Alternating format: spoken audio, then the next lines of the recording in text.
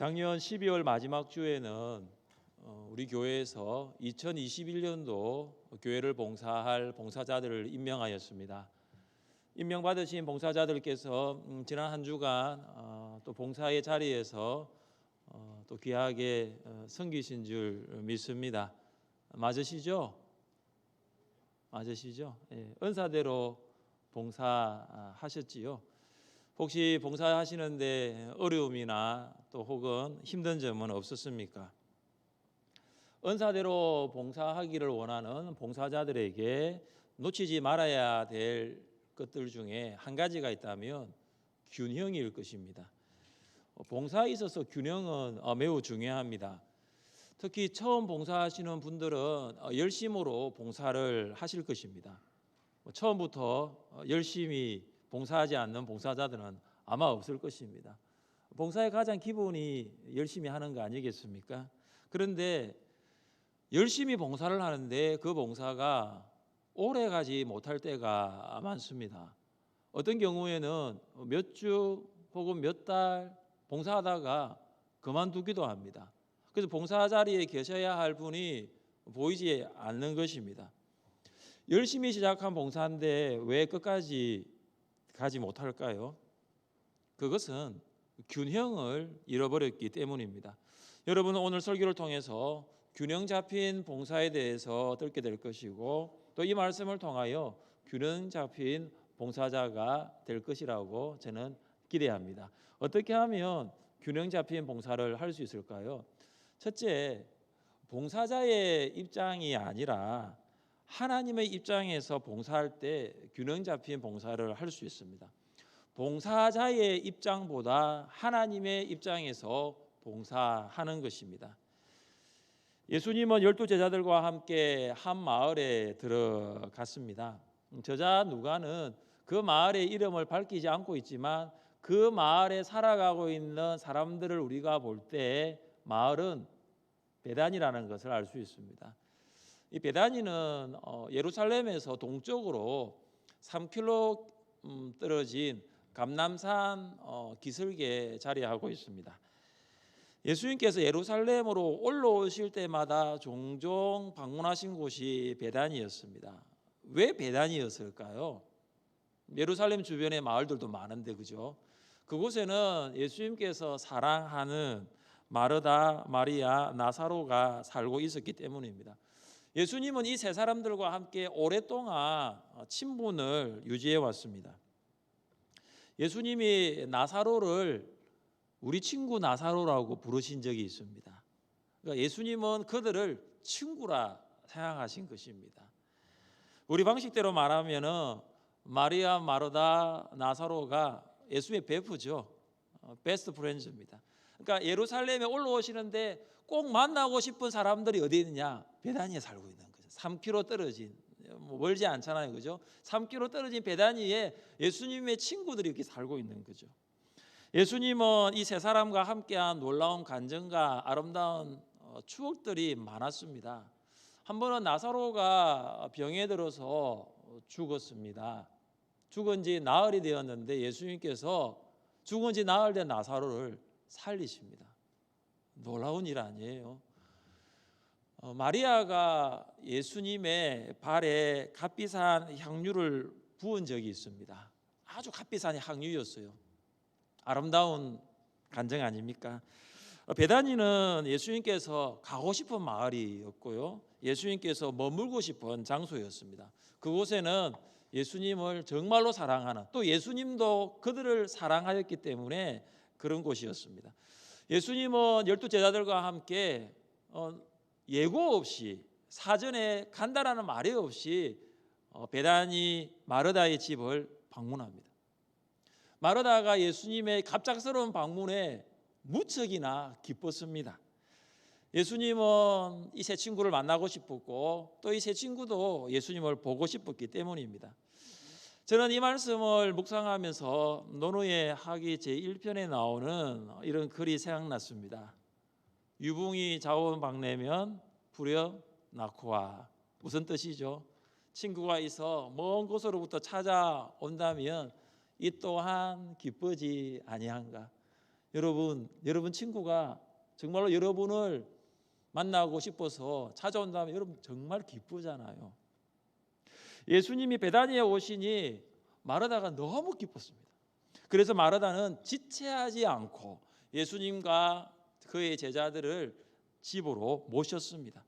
마르다는 예수님과 제자들을 잘 섬기고 싶은 마음이 있었어요. 모처럼 찾아온 예수님 또 제자들을 잘 대접하고 싶은 마음이 가득했습니다. 먼저 마르다는 예수님과 제자들의 발을 씻겨주었습니다.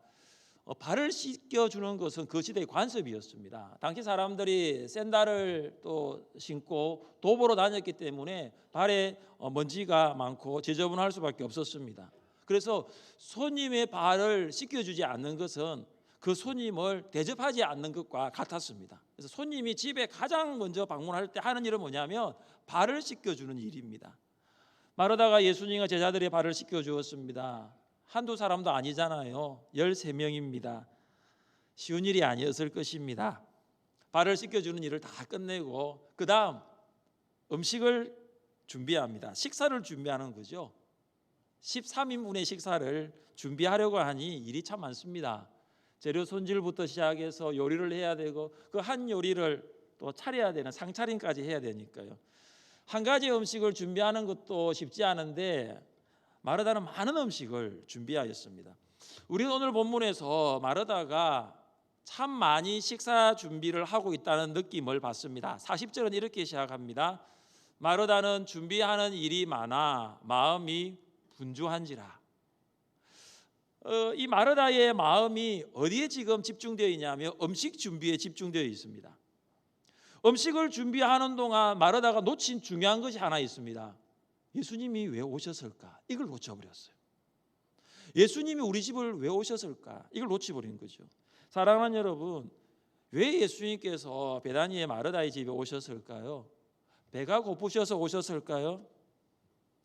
마르다는 자신의 입장에서 열심히 음식을 준비하고는 있는데 예수님의 입장에서 생각하지는 못했습니다. 예수님은 무에서 유를 창조하시는 전능하신 하나님이십니다. 돌을 가지고도 떡을 만드시는 분이에요. 예수님은 배가 고프셔서 마르다의 집을 방문한 것은 아닐 것입니다. 우리는 예수님께서 마르다의 집에 오신 이유를 말씀을 통해 찾아볼 수가 있습니다. 주께서 대답하여 이르시되 마르다야 마르다야 내가 많은 일로 염려하고 근심하나 몇 가지만 하든지 혹 한 가지만이라도 족하니라. 예수님은 마르다가 많은 음식 준비로 분주하고 염려하고 근심하는 것을 안타까워 여기셨습니다. 예수님은 마르다가 많은 음식을 준비하는 일로 염려하고 근심할 것이 아니라 마르다야 몇 가지만 아니면 혹은 한 가지만이라도 좋다라는 것을 말씀하셨습니다. 예수님이 마르다의 집에 오신 이유가 음식이 아니라는 것이죠. 만약 예수님의 방문이 이유가 음식에 있었다면 이 말씀을 하지 않으셨을 것입니다. 우리는 여기에서 마르다의 입장과 예수님의 입장 사이에는 큰 차이가 있다는 것을 볼 수가 있습니다. 마르다는 예수님을 위하여 많은 음식을 준비하려고 하였지만 예수님은 마르다와 교제하기를 원하셨습니다. 예수님은 마르다와 좀 말씀을 나누고 싶으셨던 것입니다. 그런데 마르다는 마르다 입장에서 열심히 음식을 준비하였던 것입니다. 예수님은 음식보다 교제였습니다. 이것이 예수님과 마르다의 입장 차이입니다. 올해 우리 교회 표어가 무엇입니까? 은사대로 봉사하라입니다. 많은 성도들이 하나님께 주신 은사를 가지고 교회를 섬긴다는 것 너무나 기쁜 일입니다. 또 청지기로서 교회를 봉사한다는 것 너무나 감사한 일입니다. 이처럼 교회를 섬기는 분들이 많다라는 것이 교회의 복입니다. 그런데 우리는 은사를 주신 하나님의 입장에서가 아니라 봉사자의 입장, 나의 입장에서 봉사할 때가 많은 것입니다. 마치 마르다가 예수님의 입장이 아니라 마르다의 입장에서 많은 음식을 준비한 것처럼 우리도 우리의 입장에서 봉사할 때가 많습니다. 여러분 왜 봉사하십니까? 하나님께서 여러분의 봉사를 어떻게 생각하실까요? 우리는 이걸 알아야 됩니다. 내가 왜 봉사해야 하는가? 봉사의 목적입니다. 마르다가 음식을 준비하는 것에 집중된 것처럼 우리 또한 봉사에만 집중될 때가 많다라는 것입니다. 여러분, 봉사의 목적이 무엇입니까? 우리는 왜 은사대로 봉사합니까? 하나님과의 교제예요. 은사대로 봉사하는 것은 봉사 자체가 목적이 아니라 봉사를 통한 하나님과의 교제입니다. 봉사를 통해서 하나님이 어떤 분이신가를 더 알아가는 것입니다. 할렐루야 찬양대에서 오늘 너무 찬양 은혜로웠어요. 여러분, 이 찬양을 통하여 여러분 하나님을 알아가셨습니까? 이 찬양을 부르시면서 여러분 어떤 하나님을 고백하셨습니까? 굉장히 중요하거든요. 그런 찬양 이상의 중요하고 목적인 거죠. 단순히 찬양을 하는 것이 중요한 것이 아니라 찬양을 통해서 내가 하나님을 어떻게 고백하는 것. 제가 오늘 찬양을 통해서 발견하는 것은 사랑의 하나님, 은혜의 하나님이에요. 이것이 교회와 세상 봉사의 차이점입니다. 교회 봉사는 봉사에 초점이 맞춰지는 것이 아니라 봉사를 통해서 하나님을 알아가고 발견하고 닮아가는 거죠. 봉사에만 초점을 맞추면 봉사는 조금씩 일로 변질될 가능성이 매우 큽니다. 마르다는 예수님을 위해 음식을 준비하였는데 그 음식 준비가 점점 일이 되어 버렸습니다. 그래서 마르다가 많은 일로 근심하였다는 것입니다. 마르다가 일에 초점을 맞춘 것처럼 우리도 봉사에 초점을 맞출 때가 많습니다. 그러면 여러분, 시간이 지날수록 그 봉사는 일이 될 때가 있습니다. 나중에는 일로 둘러싸여 버립니다. 그래서 하나님의 임재를 경험할 수 없습니다. 일에 파묻혀서 하나님을 바라볼 수 없을 때가 있는 것입니다. 봉사의 목적은 하나님과의 교제입니다. 하나님께서 은사를 주신 것은 일하라고 주신 목적뿐만이 아니라 그 봉사를 통해서 하나님과 교제하라고 주셨습니다. 저는 여러분의 봉사가 일이 안 될 수 있기를 원합니다. 여러분이 많은 일을 하면서 지치지 않기를 원합니다. 여러분의 봉사를 통하여 지난해보다는 올해가 더 하나님을 깊이 알아가고 교제하는 귀하고 아름다운 봉사가 될 수 있기를 주님의 이름으로 축복합니다. 둘째, 균형 잡힌 봉사를 하기 위해서는 불평보다 기쁨으로 봉사할 때 균형 잡힌 봉사를 할 수 있습니다. 우리 한번 따라해 보십시오. 기쁨으로 봉사합시다. 기쁨으로 봉사합시다. 마르다는 예수님이 베다니에 오실 때 기쁨으로 자기 집으로 모셨습니다. 우리 식대로 말하면 벗은발로 나가서 예수님 오십시오. 기쁨으로 예수님 영접한 것입니다. 마르다는 기쁨으로 예수님과 제자들의 발을 씻겼습니다. 기쁨으로 음식을 준비했습니다. 마르다가 예수님을 위해 시작한 이 모든 봉사는 기쁨이었습니다. 그런데 어떻게 되었습니까? 40절입니다. 마르다는 준비하는 일이 많아 마음이 분주한지라 예수께 나아가 이르되 주여 내 동생이 나 혼자 일하게 두는 것을 생각지 아니하시나이까 그를 명하사 나를 도와주라 하소서. 기쁨으로 시작한 마르다의 봉사가 어떻게 되었습니까? 준비하는 일이 많아 일이 되어버렸습니다. 점점 일이 많아지게 되어서 마음이 분주하게 되었습니다. 여기 분주하다라는 말의 의미가 뭐냐면 사방에서 끌어당기다라는 거예요. 처음에 마르다의 봉사는 주님께 초점이 맞춰져 있었습니다. 주님을 내가 기쁘시게 해야지. 그런데 일이 많아져 버리니까 마음이 사방으로 분산되어 버리는 거예요. 사방으로 흩어져 버리는 것입니다. 시간은 흘러가는데 아직도 재료 손질도 끝나지 않았고 요리하기에 바쁩니다. 마음이 분주하게 된 거예요. 정신이 하나도 없습니다. 몸이 10개라도 부족합니다. 그런데 동생을 보니까 이 동생 마리아는 이 바쁜 언니 도와줄 생각도 전혀 하지 않고 예수님 앞에 앉아가지고 말씀을 듣고 있습니다. 그래서 이 언니 이 마르다가 눈치를 많이 보냈어요. 동생한테 이렇게 레이저 강선을 쏴 보냈거든요. 지금 언니가 이렇게 바쁜데 너가 지금 거기 있을 게 아니잖아. 좀 도와줘야지. 동생이 눈치가 없어요. 계속 지금 앉아 있는 것입니다. 그러니 갑자기 섭섭한 마음이 몰려온 거죠. 나는 음식 준비하기에 너무 바쁜데 너는 그렇게 편하게 앉아서 말씀을 듣고 있어. 어떻게 그럴 수 있어? 근데 여기까지면 좋은데 이 섭섭한 마음이 이제 불평이 되는 거죠. 그런데 그 불평이 누구에게로 가냐 하면 예수님께로 가는 거예요. 마르다의 섭섭한 말을 예수님께 했던 이 불평의 말인데 세번역은 이렇게 기록하고 있습니다. 주님, 내 동생이 모든 일을 나 혼자 하도록 내버려 두고 있는데도 그냥 보고만 계십니까? 나를 좀 도와주라고 하십시오. 눈치 없는 동생 마리아, 아무런 조치도 취하지 않고 계신 예수님께 불평을 쏟아놓는 것입니다. 예수님을 위해 기쁨으로 시작한 봉사였습니다. 그런데 일이 되어버렸습니다. 많은 일 때문에 마음이 분산되어 버렸습니다. 동생 때문에 섭섭한 마음이 들어서 결국 예수님께 불평을 쏟아 놓았습니다. 마르다가 예수님을 위해 일을 하는 것은 잘못되지 않습니다. 예수님께서도 마르다의 일을 책망하지 않으셨습니다. 그런데 문제가 무엇입니까?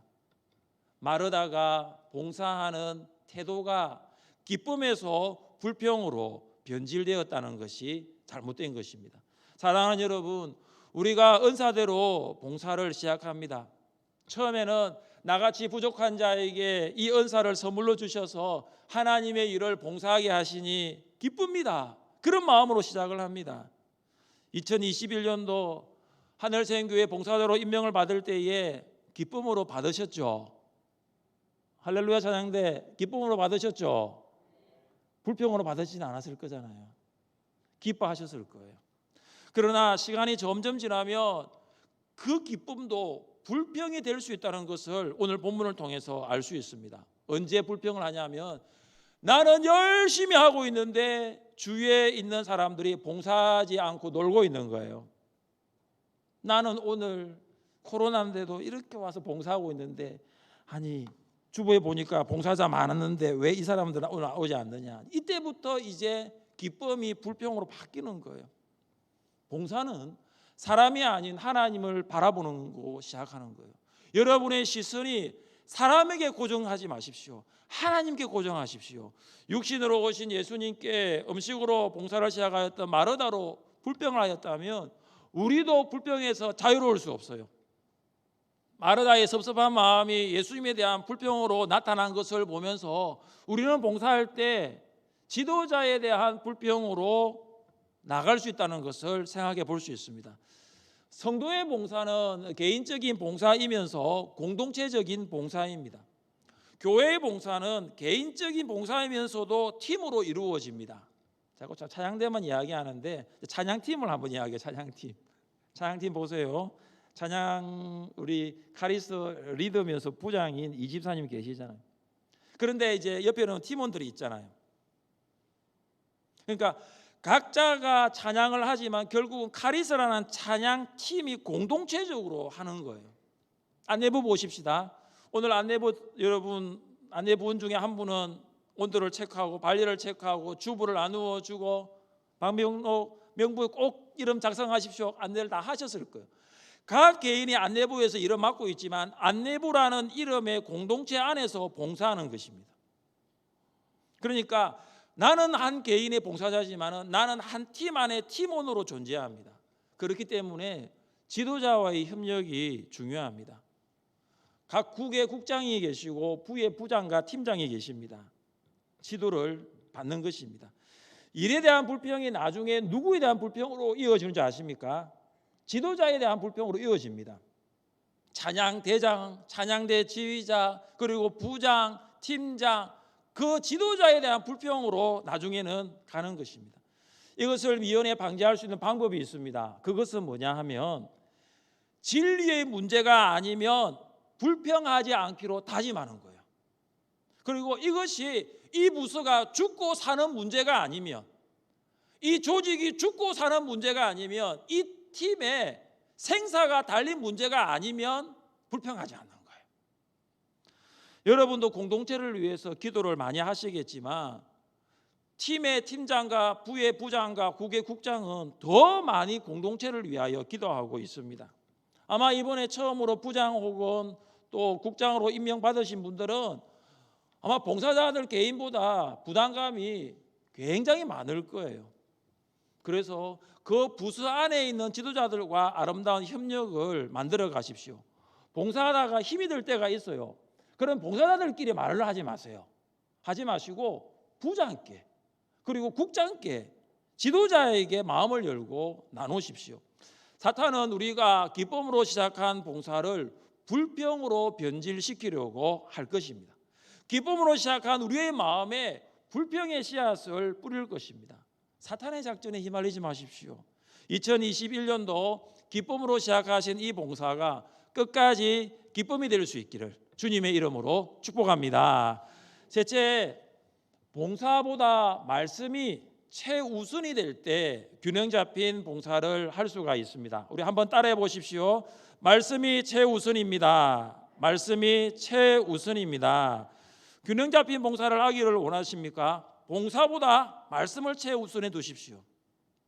아니 목사님, 봉사를 하는데 봉사가 최우선에 있어야지 그래도 봉사를 끝까지 할까 말까 하는데 아니 봉사보다 더 우선에 두는 것이 말씀이라고요? 이런 질문을 하실 수 있습니다. 이 질문에 대한 대답을 오늘 본문에서 찾아보기를 원합니다.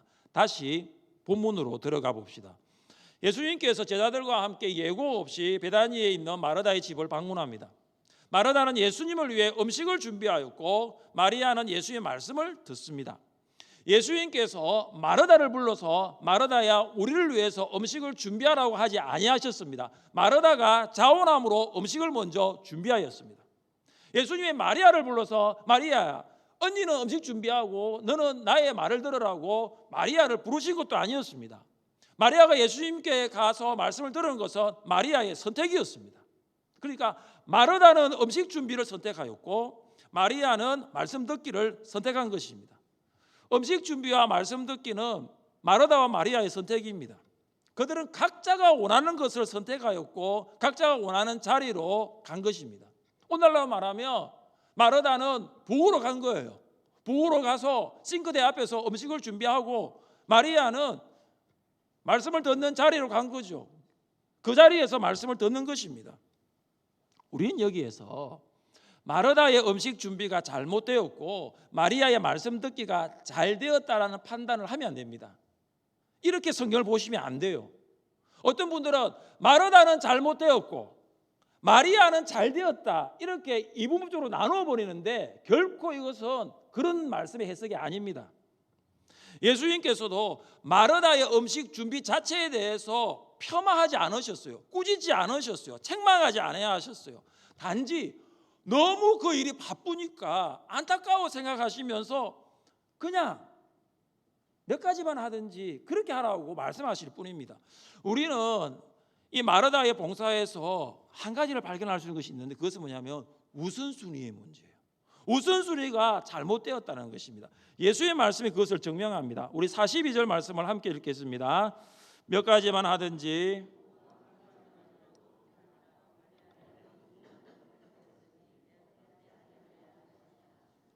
예수님은 마리아의 봉사에 대해서 좋은 편을 택했다라고 합니다. 이 NIV 성경에 보시면 이 좋은 편을 What is better이라고 합니다. 그 무슨 말이냐 하면은 마르다의 음식 준비도 굿이에요. 좋아요. 마리아의 말씀 듣기도 굿이에요. 좋아요. 그러니까 말씀 듣는 것도 좋은 것입니다. 그리고 음식 준비도 나쁜 것이 아니에요. 둘 다 굿이에요. 그런데 뭐가 더 좋느냐는 것이죠. 예수님께서는 마리아가 선택한 말씀 듣기가 베럴이라고 더 좋다라고 하신 것입니다.